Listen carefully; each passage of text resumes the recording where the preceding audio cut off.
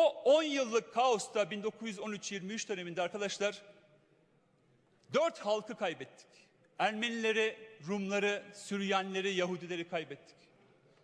Büyük katliamlarla, soykırımlarla bu topraklardan ya sürüldüler ya mübadelelere uğradılar. Sayın Başkan, ben az önce bir şey söyledim. Bir zamanlar %40'tık, bugün 1/1000'iz. Herhalde başımıza bir iş geldi ki ben bunun adına soykırım diyorum. Siz ne derseniz deyin, bugün 1/1000'iz. Değerli arkadaşlar, Sayın Başkan müdahale edecek. Siz genel kurula hitap edin ama siz de ne konuştuğunuzu bilin lütfen.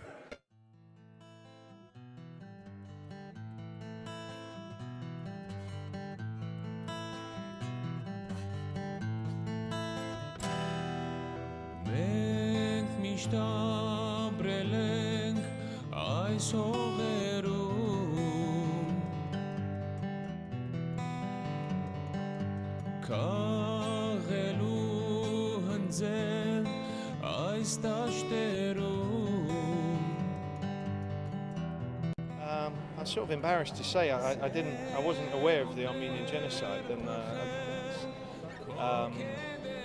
I think amazingly, you know, an awful lot of people are in the same boat as me in that. It's kind of the sort of great unknown genocide, but it was so horrific and pivotal, and you know, the lack of consequences for it perhaps led to the genocides that have followed, you know, and also just there was such an altruistic, philanthropic approach by the producers and financiers. You know, all of the money will go to charities that are fighting against genocide and trying to hold people accountable.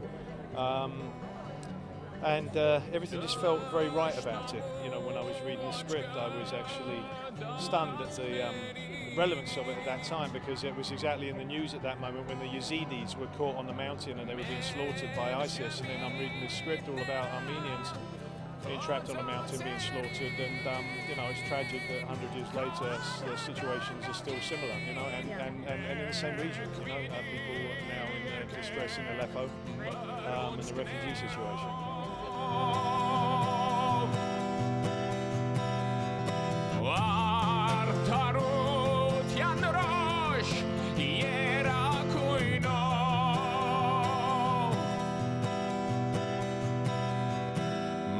There's two sides to this. There's the political influence of the Turkish government, which has, over the course of a century, managed to stifle and repress and deny this event. And today, their strategic importance is greater than ever.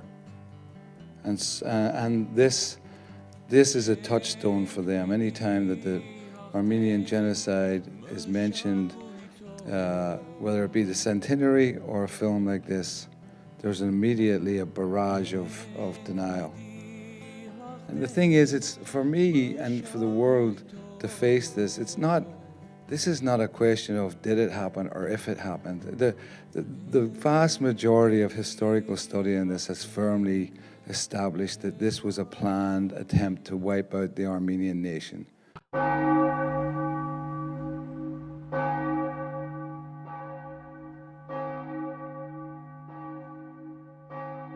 Երբ որ բացվի դռներ հուսով և մեր երկրեն փախտածը մեր չգնալ երկիր մեր Արմենիո երբ հայլը յուր քաղցրի կորեր երբ որ ծիծաղնիր բույն դառնա երբ որ ծառեն հագնին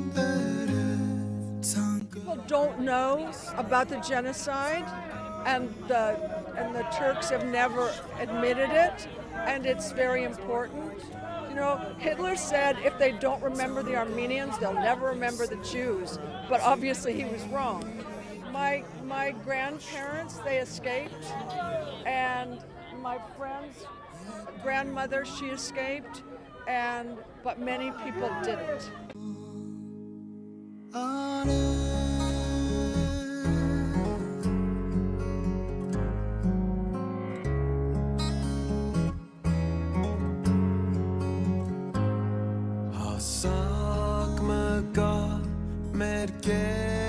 Ված մեջ ուր ամենայն իղծ կավարտի հասա We have to recognise that Christians are the most persecuted minority in the world. Christians now in the Middle East make up 4% of the population of the Middle East. I mean, this is the cradle of Christianity. Now only represents 4% of Christians, and that's because of the things I spoke about: suppression, persecution, and genocide, particularly genocide in the case of the Armenians at the turn of the last century. So we have to recognise these things are happening. If we can't do that in our parliament, then there's something very wrong, and I think we will. I know there's a lot of support in the parliament, on both sides of parliament, but particularly in the coalition party room, to recognise this self-evident truth.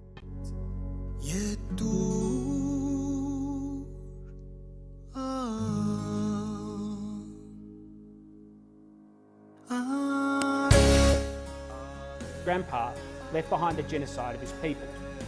I never met him. He died before I was born. But I still see him every day when I look into the mirror and into his darkened, recessed Armenian eyes.